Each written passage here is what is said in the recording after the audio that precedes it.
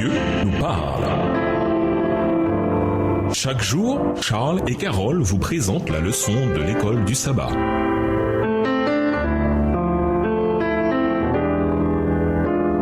Bienvenue dans votre émission Dieu nous parle. Nous voilà à la leçon de mercredi, le reste. Malgré le cycle répété d'apostasie, de jugement divin et de repentance du peuple d'Israël, quel espoir trouve-t-on dans ces textes? Lisons Ésaïe 4, verset 3, Michée 4, les versets 6 et 7, Sophonie 3, les versets 12 et 13. Ésaïe 4, verset 3. Et les restes de Sion, les restes de Jérusalem seront appelés saints. Quiconque à Jérusalem sera inscrit parmi les vivants. Michée 4, les versets 6 et 7. En ce jour-là, dit l'Éternel, je recueillerai les boiteux, je rassemblerai ceux qui étaient chassés, ceux que j'avais maltraités. Des boiteux, je ferai un reste, de ceux qui étaient chassés, une nation puissante, et l'Éternel régnera sur eux à la montagne de Sion, dès lors et pour toujours. Sophonie 3, les versets 12 à 13. Je laisserai au milieu de toi un peuple humble et petit qui trouvera son refuge dans le nom de l'Éternel. Les restes d'Israël ne commettront point d'iniquité, ils ne diront point de mensonge, et il ne se trouvera pas dans leur bouche une langue trompeuse, mais ils paîtront et ils se reposeront et personne ne les troublera. Bien que le plan de Dieu pour le peuple d'Israël ait été gâché par la désobéissance de ce dernier, ce plan n'a jamais disparu. Parmi les mauvaises herbes poussaient encore quelques fleurs. Beaucoup de prophètes de l'Ancien Testament parlent de ce reste fidèle que Dieu voulait rassembler pour former un beau bouquet. Le but de Dieu en suscitant et en préservant un reste fidèle était le même que pour l'ensemble du peuple d'Israël,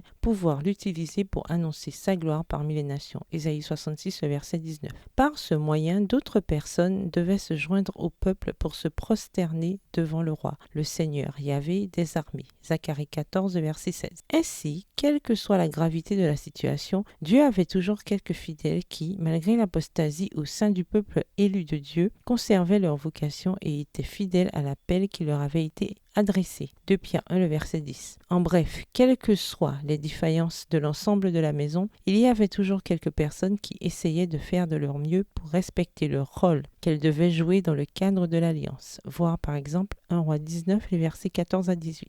Et même si peut-être elles souffraient avec la nation tout entière, elles connurent notamment l'exil. Elles pouvaient compter sur les promesses de la vie éternelle. Lisons Jean 10, versets 27 et 28. Que dit Jésus dans ce texte?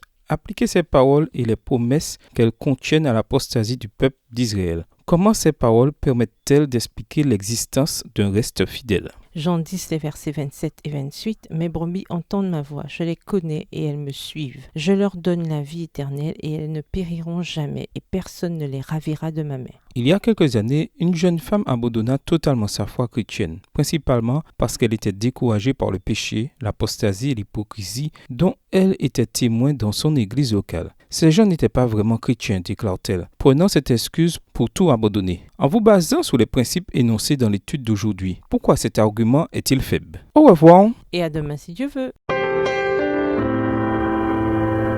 Dieu nous parle. Chaque jour, Charles et Carole vous présentent la leçon de l'école du sabbat.